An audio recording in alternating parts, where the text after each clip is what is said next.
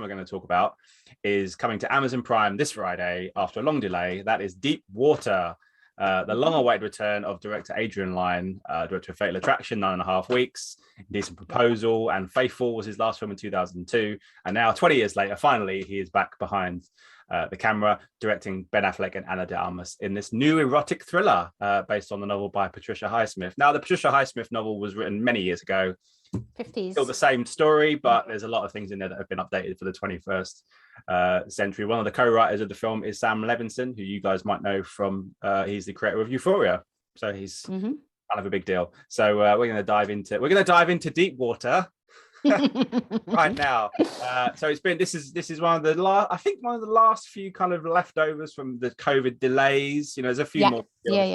But this was supposed to come out in 2020, I believe, or at least early 2021. So it's finally here now. So Linda, return of Adrian Lyne. Are you a fan? And is he still relevance? Not the question, but obviously it's been 20 years since his last film, and the world has changed a lot. So are his movies and his choices still relevant? And were you happy with returning?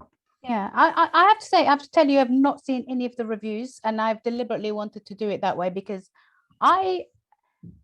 there is a lot I didn't like about the film, but I did like a lot about it as well. It felt like a remnant from those kind of 90s, really sexually charged sort of couples going through crisis. You know, there's a lot. He loves all that kind of tension, and I think he did a really good job with it.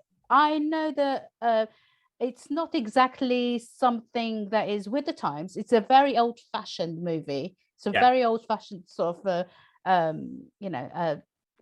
erotic thriller, let's put it this way. And it's a very, very 90s erotic thriller but I thought the two central performances were absolutely fantastic. I thought, I'm a Ben Affleck fan. I'm a Ben Affleck fan girl. I like him in everything. And I thought Ana de Armas did a really good job.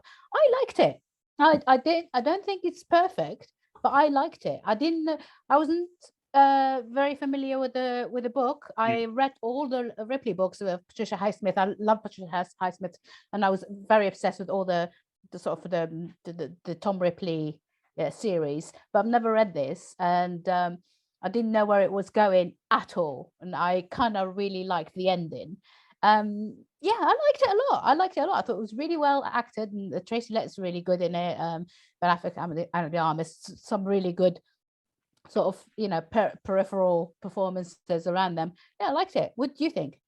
I wasn't a huge fan of it. I didn't dislike it. I thought there was, similar to you, I thought there was a lot of good stuff in it, but it didn't quite work for me as I hoped it would.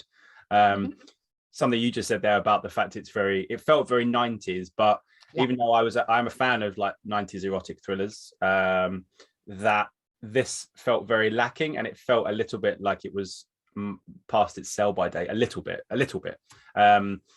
Adrian Lyne you can see why he was drawn to it. It has all the elements and the themes that he has dealt with before about, marriage and jealousy and relationships and blah, blah, blah.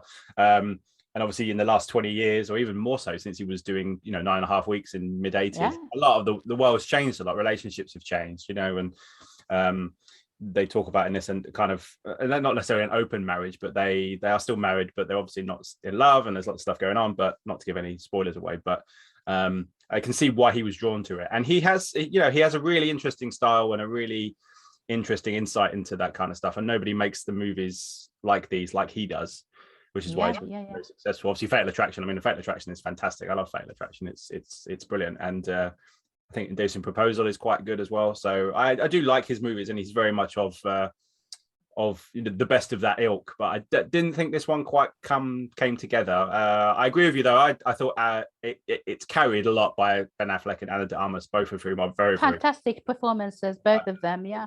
There's shades of Gone Girl in Ben Affleck's performance in this. There's also shades of Bruce Wayne, because he plays a guy that's quite wealthy. So there's little bits of a little smattering of Bruce Wayne-iness in there as well. And Ana de Armas, I mean, at the moment she seemingly can do no wrong, and this makes me even more excited when we finally get to see her playing Marilyn Monroe, because that in itself is just going to be extraordinary, whether the film's good or not. We'll find out. But Yeah, I think it it's felt very, very good, and it's nice, always nice to see Tracy Letts. I love Tracy Letts. He's yeah, me too. good.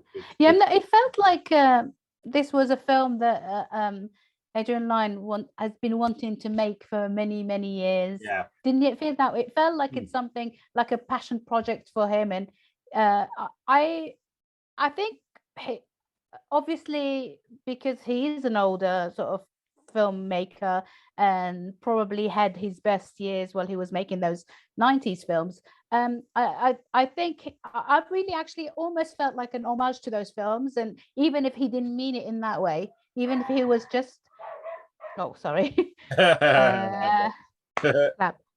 I think even if he didn't mean it to be in that kind of vein and sort of a homage, like, you know, paying homage to something,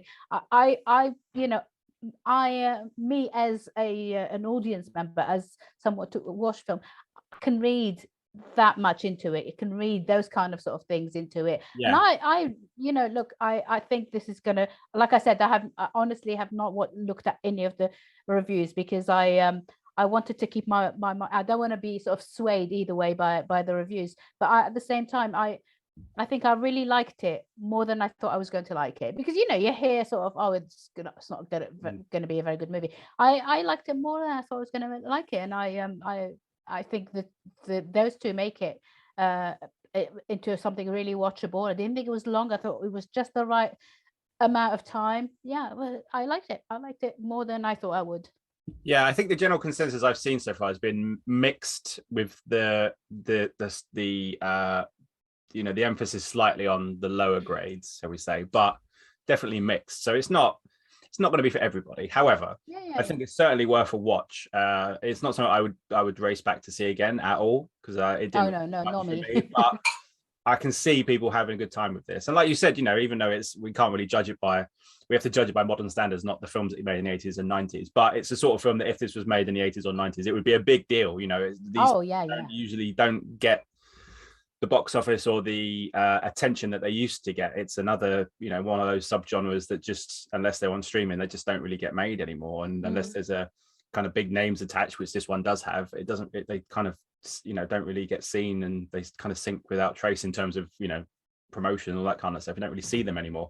So it's nice to see something like this, even though it doesn't quite work.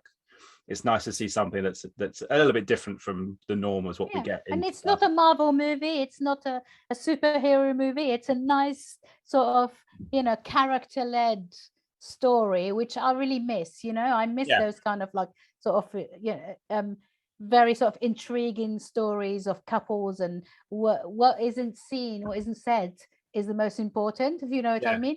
So I kind of like that. I like that it's not your usual sort of And also, if you like snails, you're in for a treat. You're in for a real there's lots of snails. Ben Affleck keeps snails. He's kept bats before, now he's keeping snails.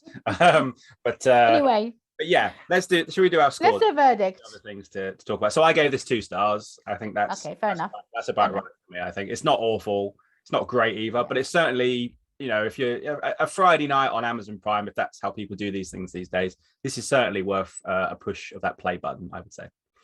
I think it's going to be more popular than people think it is going to. I think because it's on Amazon, and because you don't have to go and like buy a ticket to go and see it in cinema. I think if it's just there, I think it's going to do really well, and I'm going to give it 3 stars because I liked it. I liked it. There's also a bit of because they dated after this, or so, you know, they obviously had a relationship. So there's a little bit of people's fascination with celebrities these days. It's probably going to be something that people are like, oh, it's that film that they made, let's see. So that is on Amazon Prime this Friday the 18th. I think it's rated 18, but again, it's Amazon Prime, so not for the kiddies. And then watch Peter Rabbit or something instead. They might not like, obviously, the snails. The snails are mistreated, but anyway, Deep Water this Friday. There's a cute dog in it. If you like dogs. There's a cute dog in it. And a young girl who's lots of fun as a young daughter. So you know, there's a few bits in there. But it's on Amazon this Friday. So check it out. We will see you very soon for our next review, which by the time you've watched this, hopefully it will pop up on the little player to say what's next. So watch it next. Ladies and gentlemen, you're watching Hey You Guys. Hey You Guys, huh? Hey You Guys. Is that from the Goonies? It is indeed, Nice. Hey,